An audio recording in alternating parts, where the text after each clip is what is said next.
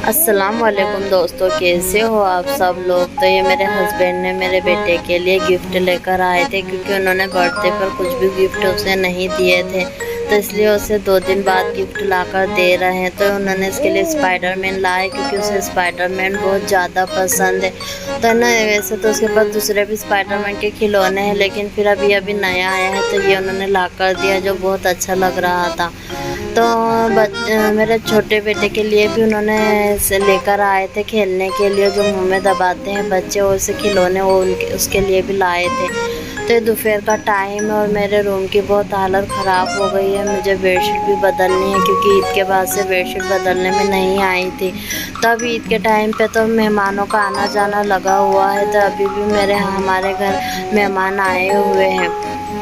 तो ये मिट्ठू बिल्कुल भी अच्छा नहीं है, बहुत काटता है। तो ये मेरा बेटे ने एक दिन में इसे देसी वाला बना दिया है, मतलब देसी तरीके से इसे चलाना पड़ रहा है मार मार के। तो बच्चे ऐसी चीज़ों को ज़्यादा देर टिकने नहीं देते हैं। वैसे तो ठीक ही है, फिर भी कभी कभी रुक जाता है।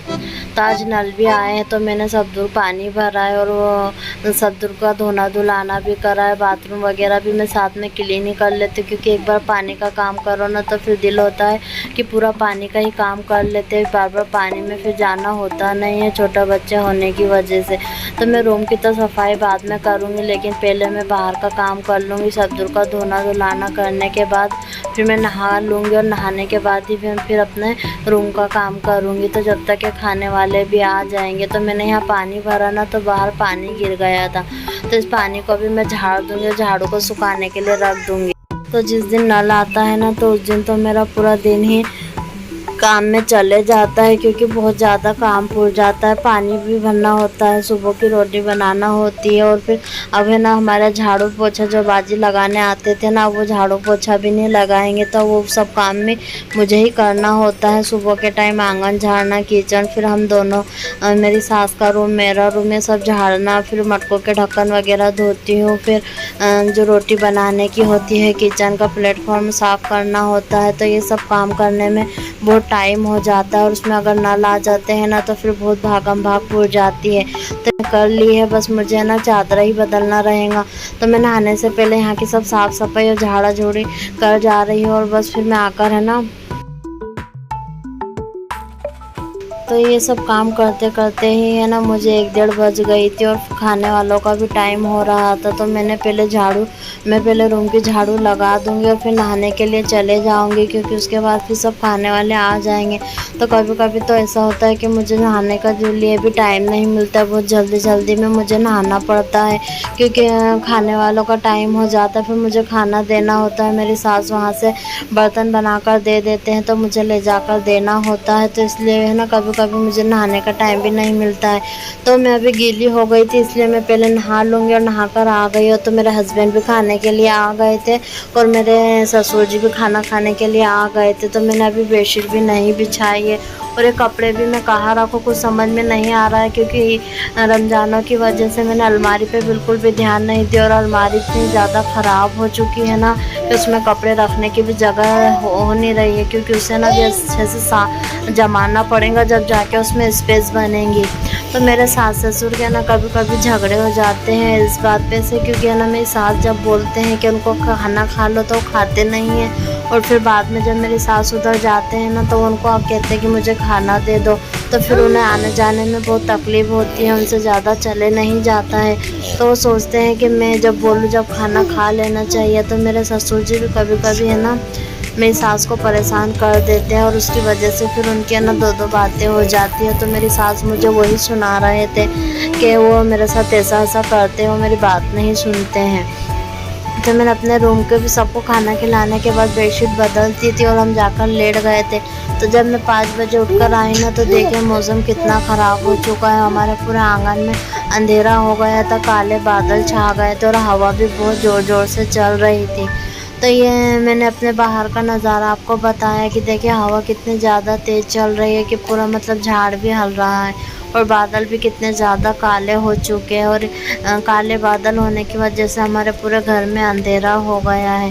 तो अब चाय पानी का टाइम हो गया है। तो रमज़ानों में तो चाय पी नहीं रहे थे, बहुत दिनों बाद चाय पी रहे हैं। तो है ना मैं भी है ना कभी कदार ही पीती हूँ, दोपहर में चाय पीने का बिल्कुल भी जी नहीं कर रहा है। लेकिन अभी ये ऐसा मौसम देखकर दिल हुआ कि पहले चाय पी लेती हूँ। तो मैं है ना रात के खाने में पुलाव बना रही हूँ, क्योंकि हमारे घर मेहमान आए हुए हैं 2-3 दिन के लिए। मेरे बड़े पापा के बहू बेटे आए हैं और उनके बच्चे, तो हम उनके लिए खाने में पुलाव बना रहे हैं। तो वो कल से आए हुए हैं, तो आज कल तो उनको पूरे दिन बाहर की दावत थी, तो आज रात में हमारे घर की उनको दावत है। तो मैं चाय बनाने के लिए रख ही रही थी कि फिर है ना मैंने चाय पत्ती डाली और मेरा बेटा उठ गया। तो मैं जल्दी से उसे देखने गई, क्योंकि कभी कभी क्या होता है कि वो एकदम से गोल गोल घूम कर है ना नीचे आकर गिर जाता है। तो इसलिए हमें जब भी उसकी आवाज़ आती है तो भागते हुए जाना पड़ता है।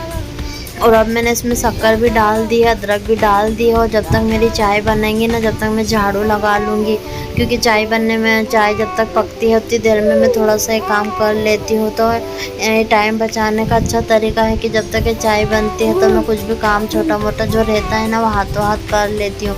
तो किचन झाड़ने में तो ज़्यादा टाइम नहीं लगेगा, तो मैं इसलिए किचन झाड़ लूँगी जब तक मेरी चाय बन जाएंगी।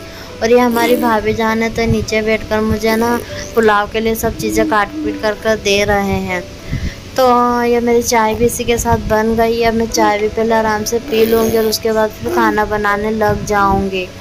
तो जो शाम का टाइम है ना बहुत जल्दी जल्दी चला जाता है। चाय पानी करती हूँ, फिर बच्चे उठ जाते हैं तो उनको तैयार करती हूँ, और फिर अब झाड़ू भी लगाना होती है तो फिर झाड़ू लगाती हूँ, और फिर उसके बाद उनको खाना बनाने से लगती हूँ। तो आज मेरे बड़े बेटे ने खाना नहीं खाया था, तो उसे भी भूख लग गई थी। तो अभी पहले मैं अच्छे से आंगन झाड़ लूँगी। बहुत दिनों बाद आंगन झाड़ रही हूँ ना, तो हाथ में भी बहुत ज़्यादा दर्द हो रहा था, क्योंकि आदत छूट जाती है।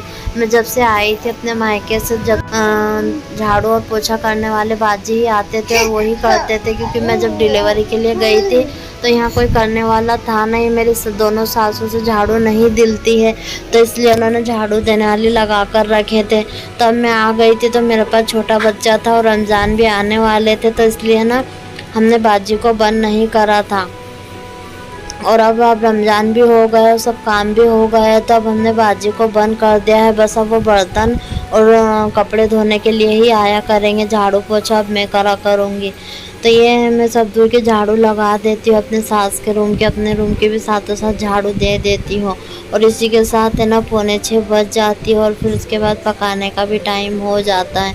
तो वैसे तो अभी रमज़ानों की वजह से है ना टाइम टेबल में गड़बड़ हो गई है, जैसे कि मतलब दोपहर में जल्दी नींद नहीं लगती है, और जल्दी रात शाम के टाइम है ना नींद नहीं खुल पाती। और सुबह भी ऐसा ही हो रहा है कि हम रोज़े रख रहे थे तो मैं देर से उठ रही थी, तो अभी भी है ना सुबह के टाइम बिल्कुल भी नींद नहीं खुलती है, बहुत हिम्मत करके उठना पड़ता है। तो ये मेरे बेटे को भूख लग गई थी, तो मैंने उससे खाना दे दिया है, तो वो नीचे बैठकर खाना खा रहा है। और मैंने पुलाव की भी पूरी तैयारी कर ली है, और मेरी सास मेरे बेटे को संभाल रहे हैं। तो ये साथ साथ मैं पुलाव भी बनाते जाऊंगी और यहाँ के सब छोटे मोटे काम भी करते जाऊंगी। तो अभी है ना खाने में तो बस सिंपल सा पुलाव ही बन रहा है, क्योंकि सबको मेरे हाथ का चिकन पुलाव ही अच्छा लगता है। तो दावत में भी हम ज़्यादातर फिर यही बनाते हैं, क्योंकि यहाँ वालों को यही सब चलता है खाने में। तो मेरे जो बड़े पापा के लड़के आए हैं ना, वो मेरे मायके के साइड से आए हुए, मतलब वो एमपी से आए हुए हैं हमें यहाँ पर ईद मिलने। और मेरे ससुर जी की तबीयत भी ख़राब थी, तो इसलिए भी वो यहाँ मिलने आए थे हमसे। तो ये मेरा मसाला भी बनकर तैयार हो गया है, और मैं इसमें पानी लगा दूँगी और साथ में चिकन डाल दूँगी। तो मैं चिकन को अलग से ही पका लेती हूँ, ताकि खाना बनाने में ज़्यादा टाइम नहीं लगे। जैसे ही ईद हुई ना, उसके बाद तो कुछ ना कुछ काम लगा हुआ, मेहमान भी आना चालू है। तो जो यहाँ आसपास के मेहमान हैं वो तो शीरखुरमा खाने के लिए वह टाइम पर आते हैं और चले जाते हैं। और जब मेरे बड़े पापा के बेटा और बहू आए हैं, तो ये बाहर गांव से आए हैं। तो ये ना हमारे घर भी 2 दिन के लिए ही आए थे, क्योंकि मेरी चाची के घर पर ये ठहरे हुए थे, तो हमने इन्हें दावत दी थी, तो इसलिए यहाँ आ गए थे। तो है ना मेहमान भी लगे हुए हैं, और हमको भी शादी में जाने का था, लेकिन शादी थोड़ी आगे बढ़ गई है, तो इसकी वजह से हमारा जाना नहीं हुआ। लेकिन जब शादी रहेंगी तो फिर मैं भी बाहर गाँव चले जाऊंगी। तो अभी भी हमारे कुछ दिनों के बाद मेरी ननद यहाँ आ जाएंगे छुट्टियों के लिए। रमज़ानों के बाद उनका आने का था, तो वो भी है ना रमज़ानों ईद बाद उनका आने का था, तो वो भी आ जाएंगे, और फिर हमारा घर और भर जाएगा। तो अभी कुछ दिन तो हमारे ऐसे ही निकल जाएंगे भाग दौड़ में, और उसके बाद फिर हमारा भी कहीं जाना होगा। तो अभी तो हमने सोच रखा है कि हम जाएंगे, लेकिन अब देखते हैं कि कब जाना होता है।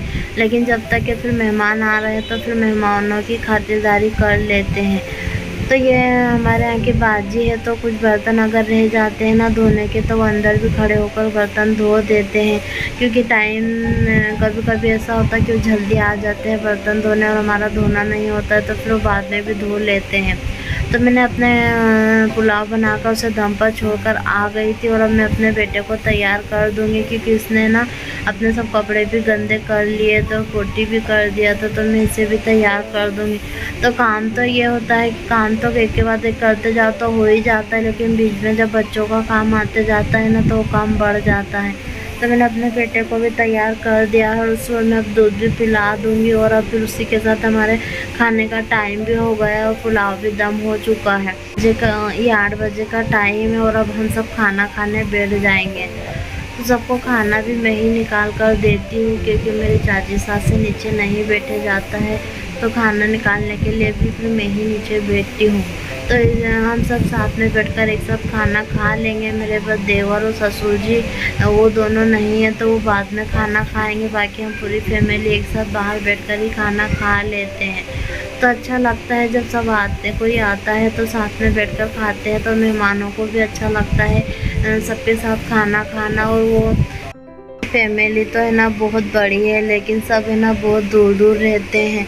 तो फिर जब सब आते हैं तो सबके घरों पर थोड़े एक एक दो दो दिन के लिए रुकते हैं, क्योंकि हमारी जितनी बड़ी फैमिली यहाँ है ना, उतनी बड़ी फैमिली और एमपी में भी है। तो एमपी में भी 2 जगह हमारी इसी तरीके से फैमिली फैली हुई है, तो मतलब किसी ना किसी का आना जाना चालू ही रहता है। अभी मेरी ननद आएंगे, फिर मेरी एक और बड़े पापा की लड़की है, वो भी आज आने वाली है। तो ऐसे ही हमारे घर पे ना किसी का आना जाना लगा हुआ रहता है। और फिर जब मेहमान नहीं आते हैं ना, तो फिर हमारा कहीं ना कहीं जाना होता है।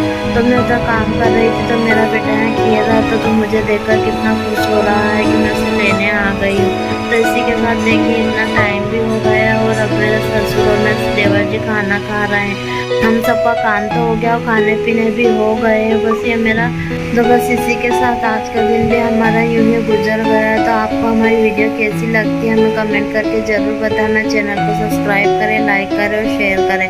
अल्लाह हाफिज़।